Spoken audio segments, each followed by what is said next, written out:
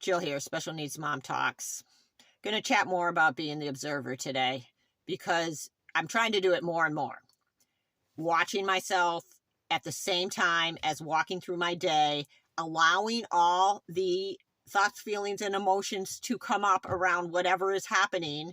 And again, giving myself grace for that.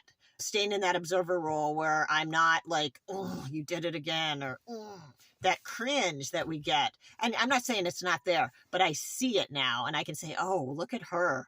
She is really having some intense feelings about that phone call or that post she just looked at. Really hearing what we're saying to ourselves, I find is so valuable, especially as a special needs parent caregiver.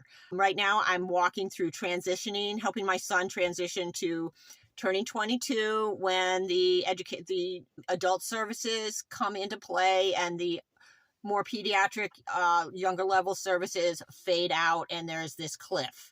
And so we're trying to set up a programming and going around it, looking at what's available.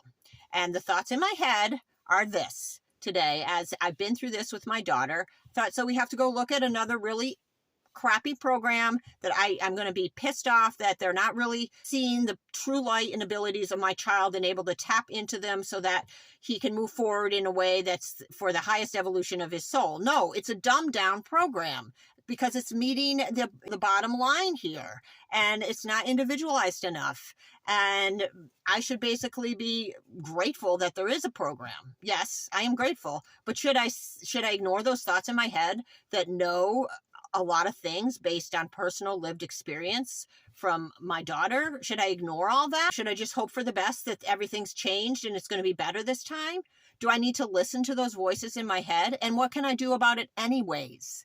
This is the tricky wicket of the special needs caregiver. A lot of times, parent, when we see what's available, if there's a parent even hanging in this long with an individual who turns 22 with an intellectual disability, or they've been able to afford to implement some services around what's offered, that it is really wonderful. And that's really wonderful. I'm glad that people are able to do that.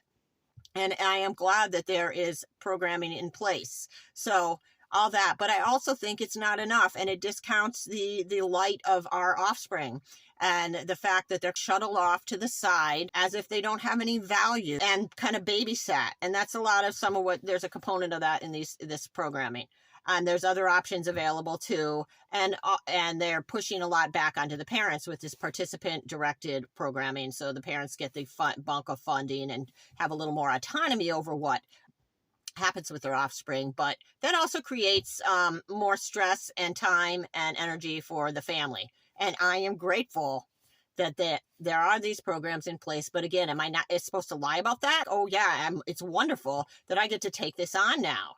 That the typical educational system has failed my offspring and they're not able to move forward in the typical way. And I don't think that any particular setting has necessarily failed, but collectively, because they're all so disconnected, they're not looking at the whole person. And there's really great doctors and really great pieces of the educational program and really great social services, but it's on the individual and the parent or advocate to knit it together. And it is a full-time freaking job. And there's a lot of thoughts, feeling, and emotions there that can't be suppressed. Well, they can be. And that's what I'm here to say, is we do that over and over and over again. We ignore what we're seeing. We ignore what we're feeling. And whether we can change it or not, just because we're in it and we need to be in it, doesn't mean that it's not valid, that we're pissed off, that it's inadequate, that we have to put them on these medications that long-term are damaging to their other organs. Are we supposed to look away and be like, hey, this is great? No, we are not. And this is what will motivate change. And my role in this right now is speaking about it. I've had some opportunities to get involved in some legislative issues, but it's just a behemoth of landmines. So I guess my point is, because I see this is going on 5 minutes, is give yourself credit, listen to what you're saying, and know that where it's coming from is a place of love, even if it's gotten all tangled on the way. So that's all I got. Peace out.